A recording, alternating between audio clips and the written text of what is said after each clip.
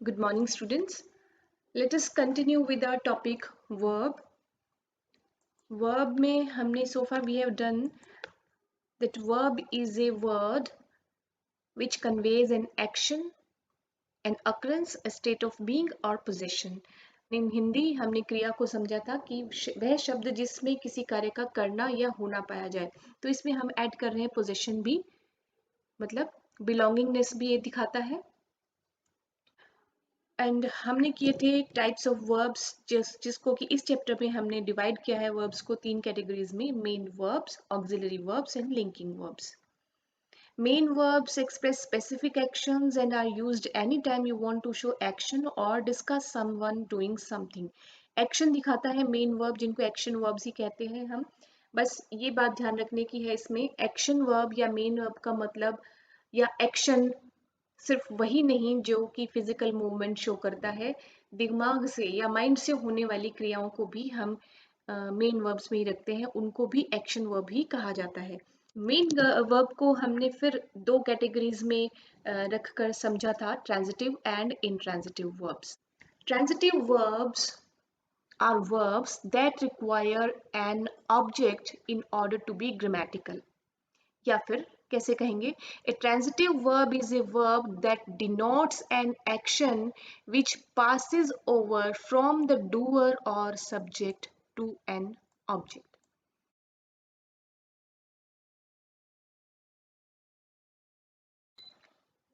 Next is intransitive verb. Intransitive verb transitive verb से इस प्रकार से डिफरेंट है कि इसके साथ में किसी भी प्रकार के ऑब्जेक्ट की जरूरत नहीं होती, क्योंकि यहाँ पर एक्शन पास ऑन नहीं होता।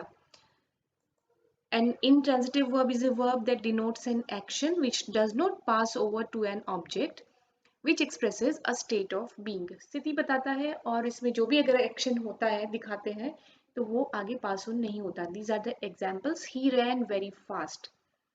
एक्शन कौन सा हुआ? रनिंग का, तो ये है वर्ब। ये रनिंग का एक्शन किया किसने? सब्जेक्ट ने। He ran, वो दौड़ा।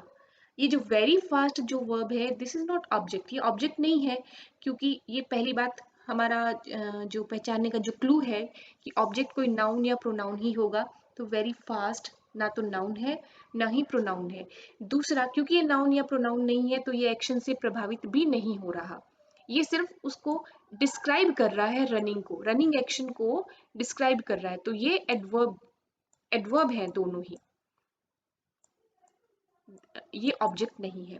तो वेरी फास्ट एडवर्ब्स हैं दोनों, तो यहाँ ऑब्जेक्ट कोई भी नहीं है। Next is the baby स्लीप्स। The baby स्लीप्स, action हुआ स्लीपिंग का, तो स्लीप है वर्ब, द बेबी किया किसने? सब्जेक्ट ने। तो यहाँ पर द बेबी स्लीप, यहाँ पर कंप्लीट मीनिंग हमारे पास सामने आता है कि द बच्चा सोता है, तो कोई भी ऑब्जेक्ट यहाँ नहीं है। सेंटेंस इज कंप्लीट, यानी स्लीप भी इंट्रांजिटिव वर्ब है। Next is the bell is ringing. Action कौन सा हुआ? रिंगिंग का, तो यानी कि ये वर्ब है और ये हो किया किसने? बेल ने। तो बेल नाउन है और यहाँ पर एक्शन रिंगिंग का बेल ने ही किया है, तो दिस इज सब्जेक्ट। तो ये है इंट्रांजिटिव वर्ब्स जहां पर कोई भी ऑब्जेक्ट नहीं है। Intransitive verbs are action verbs that always express doable activities. They are different from transitive verbs because there is no direct object following an intransitive verb. अभी हमने examples देखे कि verb के बाद में कोई object नहीं आ रहा है, तो ये सारी intransitive verbs हैं. These are the examples of intransitive verbs: walk, laugh, cough, go, come, sleep. ये वो actions हैं, वो verbs हैं जिनको object की जरूरत नहीं होती. I am walking. The boy is laughing. I am coughing. I will go there. You come here. Baby is sleeping. तो यहाँ पर ऑब्जेक्ट की जरूरत नहीं है, ये इंट्रांजिटिव वर्ब्स है, अकर्मक क्रियाएं हैं जिनको कर्म की जरूरत नहीं है।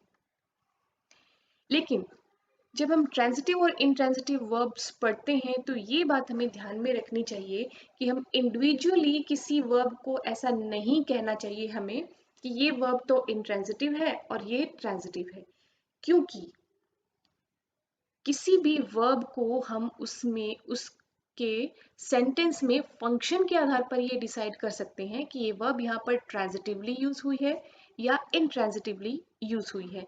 इंग्लिश में जो मोस्ट ऑफ द वर्ब्स हैं they can be used both as transitive and intransitive verbs. Same ही वर्ब किसी सेंटेंस में ट्रांजिटिव वर्ब बन के आएगी और सेम ही वर्ब किसी दूसरे सेंटेंस में इंट्रांजिटिव वर्ब बनकर आएगी। तो it is always better to say that this verb has been used here intransitively और ट्रांजिटिवली, इंस्टेड ऑफ सेइंग कि पर्टिकुलर वर्ब ट्रांजिटिव है या particular that word verb is intransitive. Individually alone किसी verb को लेकर नहीं देखना चाहिए, उसको सेंटेंस में वो क्या फंक्शन कर रही है और कैसे फंक्शन कर रही है उससे हम डिसाइड करते हैं कि वो अपने साथ में ऑब्जेक्ट लेकर आ रही है या नहीं लेकर आ रही है। So this is the difference. इस तरह से हम देख सकते हैं कि कोई वर्ब, सेम ही वर्ब कभी ट्रांजिटिवली यूज हो रही है कभी इंट्रांजिटिवली यूज हो रही है। These are the example sentences. Birds are flying in the sky. Action कौन सा हुआ, वर्ब कौन सी है, आर फ्लाइंग। ये किया किसने एक्शन, बर्ड्स ने। Birds are flying, sentence complete. In the sky हमारे पास एडिशनल इंफॉर्मेशन है, ये ऑब्जेक्ट नहीं है। Birds are flying in the sky, verb है फ्लाई। अब यहाँ इसका मतलब ये है कि यहाँ पर फ्लाइंग जो वर्ब है वो इंट्रांजिटिवली यूज हुई है, लेकिन इस यही फ्लाइंग सेम वर्ब फ्लाई वाली यहाँ पर वी आर फ्लाइंग काइट्स, हम उड़ा रहे हैं, सब्जेक्ट इज वी, और हम क्या उड़ा रहे हैं, काइट्स।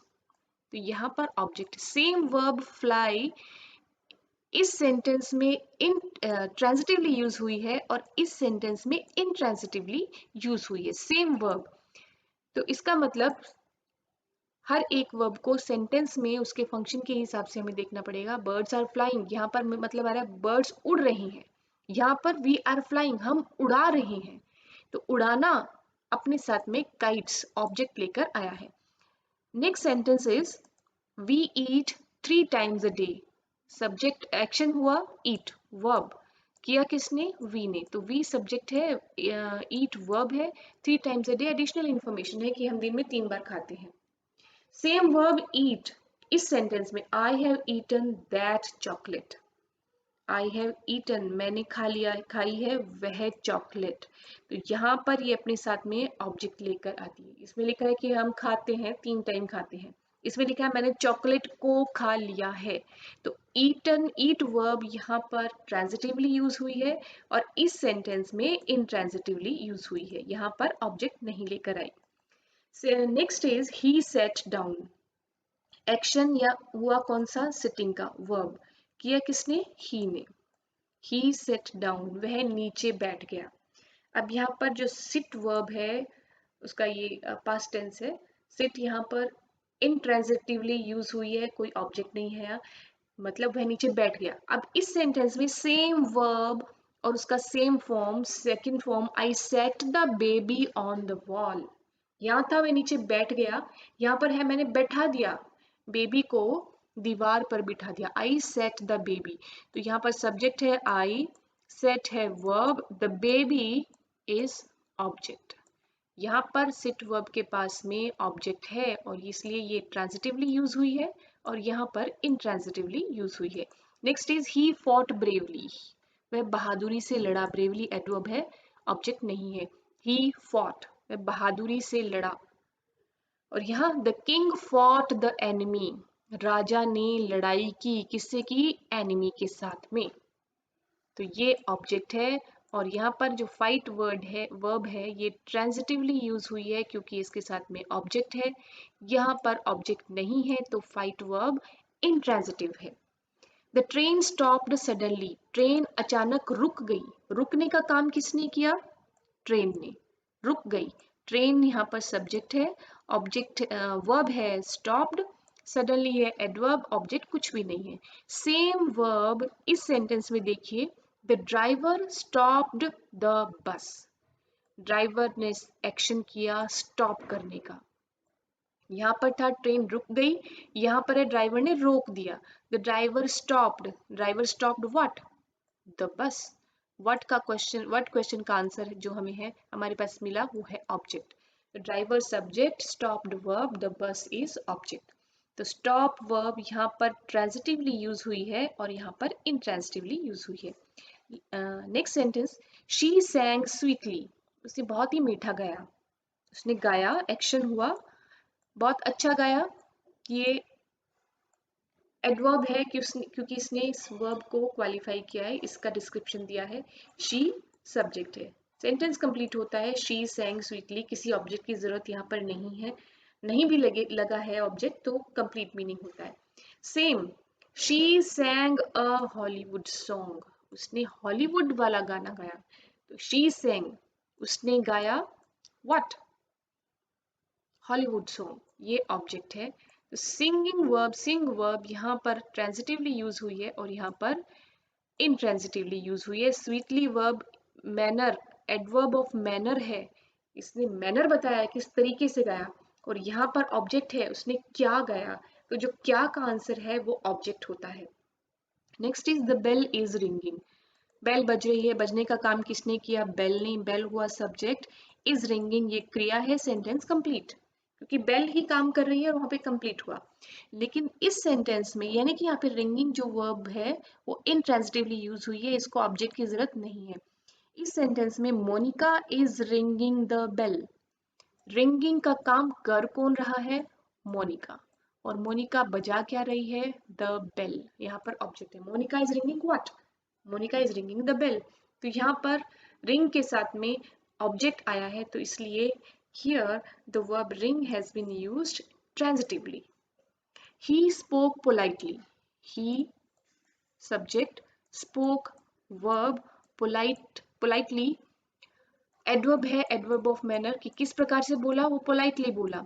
तो यहाँ पर जो स्पीक वर्ब है वो इंट्रांजिटिवली यूज हुई है, उसने क्या बोला यहाँ पर नहीं है, किस प्रकार बोला वो जरूर एडवर्ब बता रही है, तो क्या बोला यहाँ पर नहीं है, इसका मतलब ये स्पीक वर्ब यहाँ पर इंट्रांजिटिवली यूज हुई है। लेकिन same verb he spoke the truth, he spoke what, he spoke the truth, उसने सत्य बोला। तो ट्रूथ यहाँ पर ऑब्जेक्ट है, स्पोक यहाँ पर वर्ब है, ही यहाँ पर सब्जेक्ट है। तो सब्जेक्ट वर्ब ऑब्जेक्ट, ऑब्जेक्ट आ गया स्पीक के बाद में, इसका मतलब ये है यहाँ पर कि ये verb speak has been used here transitively, इसके बाद में ऑब्जेक्ट आया है। तो इस तरह से हम सेंटेंस में फंक्शन के आधार पर हम ये डिसाइड कर पाते हैं कि कोई वर्ब ट्रांजिटिवली यूज हुई है या इंट्रांजिटिवली यूज हुई है। कुछ एक वर्ब्स जरूर ऐसी हैं जैसे कम, गो, फॉल, डाई, स्लीप, लाई, ये ऐसे एक्शंस हैं, ये ऐसी वर्ब्स हैं जिनको ये किसी को प्रभावित नहीं करती हैं, तो सब्जेक्ट के साथ में ही इनका काम कंप्लीट हो जाता है, इनको ऑब्जेक्ट की जरूरत नहीं होती है। आप चेक कर सकते हैं, इनके साथ के एग्जाम्पल्स बना के देख सकते हैं। तो ये कुछ मतलब बहुत थोड़ी सी वर्ब्स ऐसी हैं जिनको हम हाँ इंडिविजुअली कह सकते हैं कि ये इंट्रांजिटिव वर्ब्स हैं। तो इसके साथ में हमारा वर्ब का जो फर्स्ट टाइप जो हम कर रहे थे मेन वर्ब, जिसमें ट्रांजिटिव एंड इंट्रांजिटिव वर्ब हम सीख रहे हैं, वो इस वीडियो में कंप्लीट होता है। See you in the next video, जहाँ पर हम ऑक्सिलरी वर्ब्स करेंगे और लिंकिंग वर्ब्स करेंगे।